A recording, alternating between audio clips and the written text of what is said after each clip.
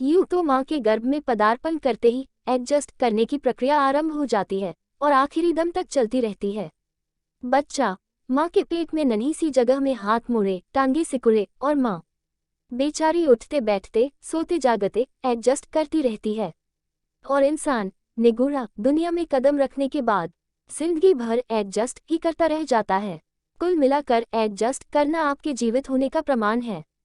क्या किसी के मरने के बाद उसे कह सकते हैं, भाई जरा टांगे सिकोड़ना तो? हाँ, तो अब दामाद पर आते हैं। इस पृथ्वी पर कानपुर नाम का एक शहर है। यदि संयोगवश आपकी ससुराल कानपुर हो गई तब आपके एडजस्ट करने के तरीके संसार से बिल्कुल भिन्न होंगे। आपके ज़हन और पेट पर सम्मान की इतनी बारिश होगी कि आप सम्मान के नाम से तौबा करें। यूं समझ लीजिए आप पूरे कानपुर शहर के दामाद हो गए। 1986 की बात। शादी के बाद में पहली बार हम अपनी श्रीमती जी को लिवाने कानपुर धाम पहुंचे। सूरत से ट्रेन के 30 घंटे के लंबे सफर के बाद ट्रेन कानपुर स्टेशन पर रुकते ही एक कुली महाशय हमारी सीट पर आकर बोले, पाए लागू जीजा जी।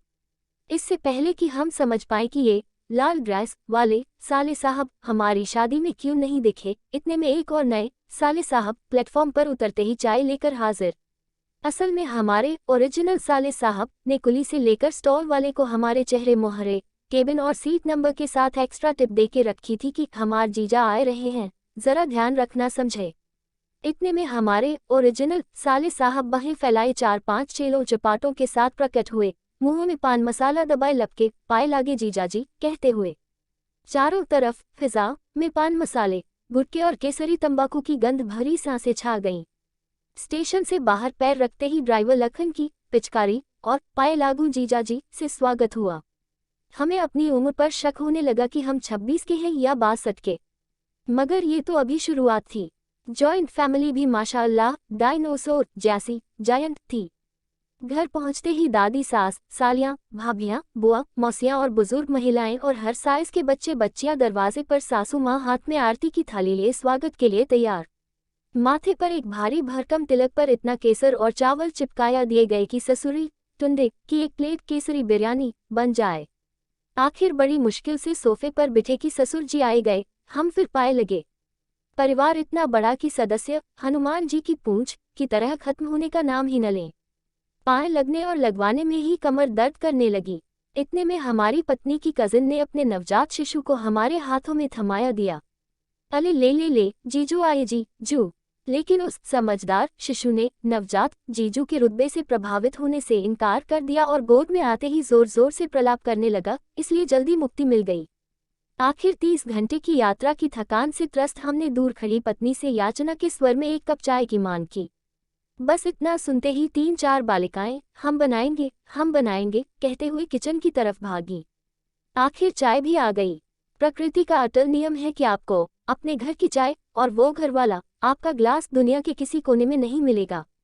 हम ठहरे, माथे के सिंदूर जितने दूध वाली पतली पतंग चाय पीने वाले, और हमारे हाथ में जो चाय आई उस पर अब तक मलाई की एक परत जम चुकी थी।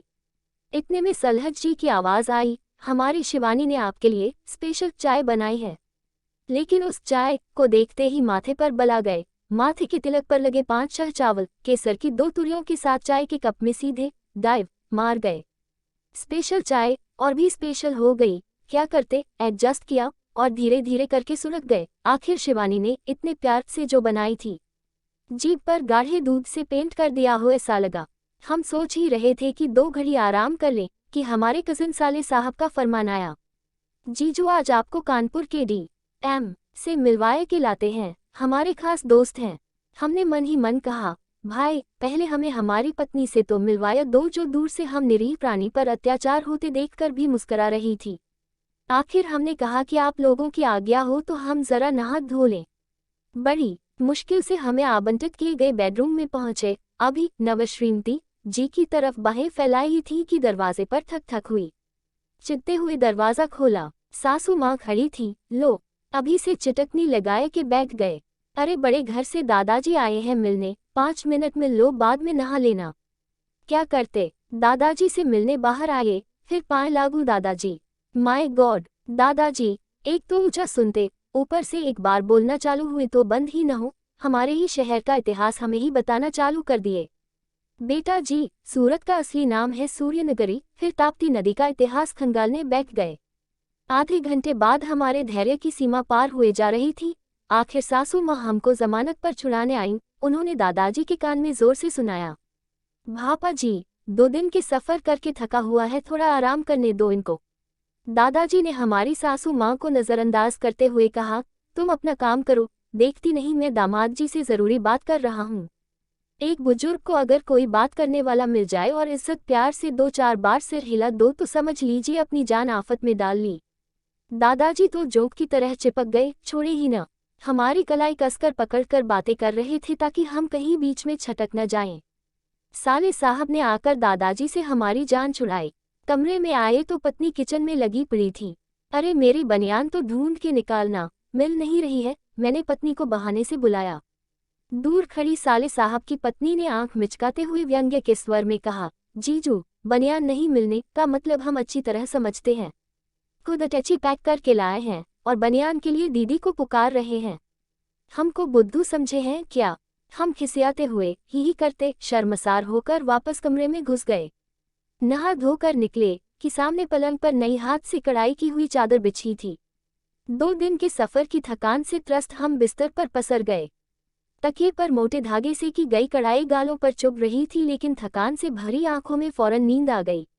1 घंटे बाद सासू माँ ने गहरी नींद से जगाया, चलो उठो दामाद जी, नाश्ता तैयार है।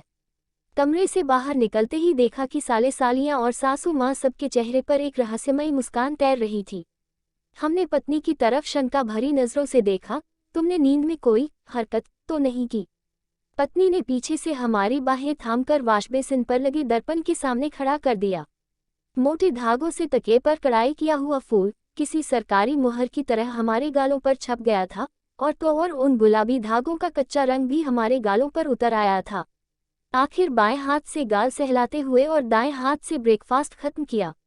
मगर ये तो अभी शुरुआत थी। साली साहिबा ने एक भारी भरकम आलू का परांठा हमारी प्लेट में धरते हुए कहा, ये तो खाना ही पड़ेगा, मैंने इतने प्यार से बनाया है, आपको मेरी कसम लगेगी।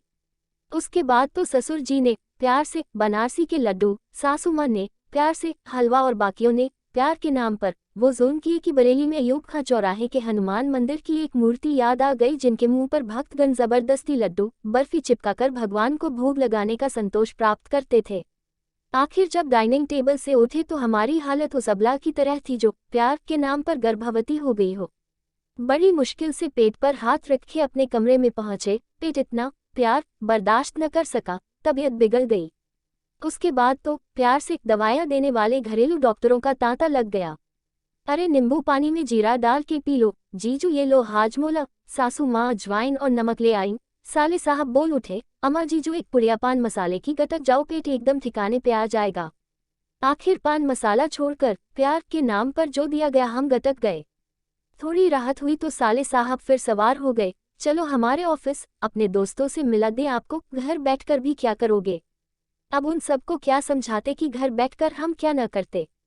खैर, न चाहते हुए भी अधूरे मन से साले साहब की ऑफिस चल दिए। नयागंज अजीबोगरीब बाजार था। रास्तों के दोनों तरफ रसोई में प्रयोग होने वाले मसाले से लेकर हर चीज की बोरियों के ढेर से लगे थे।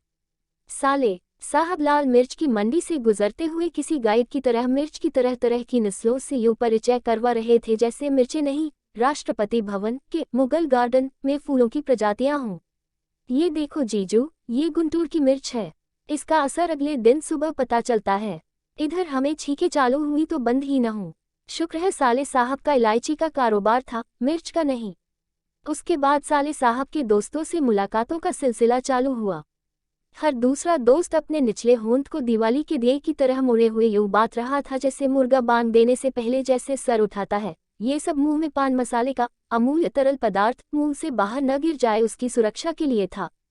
कुछ जिंदादिल दोस्तों ने हमारे सम्मान में साइड में पिचकारी मारते हुए उस अमूल्य तरल पदार्थ का त्याग किया। कानपुर के लोगों में अद्भुत सेंस ऑफ ह्यूमर और चतुराई भरे वन लाइनर सही समय पर दागने की जन्मजात प्रतिभा है, ये उस दिन पता चला। शाम को किचन मसाले की पोटली बने घर पहुंचे तो श्रीमती जी ने दूर धकेलते हुए कहा, पहले नहाकर चेंज करके आओ, तुमसे मसालों की महक आ रही है। साले साहब की पत्नी ने आंख मारते हुए श्रीमती को छेड़ा, दीदी एक बार स्पाइसी जीजाजी को भी टेस्ट करके देख लो।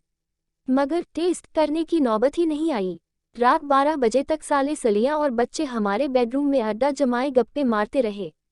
हमने कई बार नकली उबासियां लेते हुए इशारा किया कि अब उठो भी, लेकिन कोई हिलने का नाम ही न ले।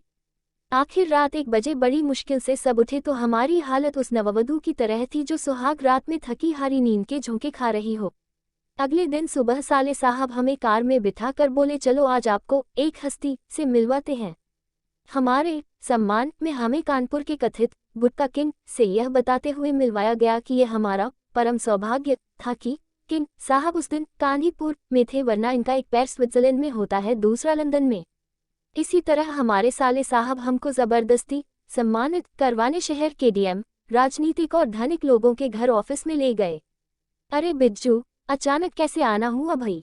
कुछ ने पूछा। अरे वो जीजाजी आए हुए थे सूरत से, पहली बार आए हैं, सोचा आपको मिलवाते चलें।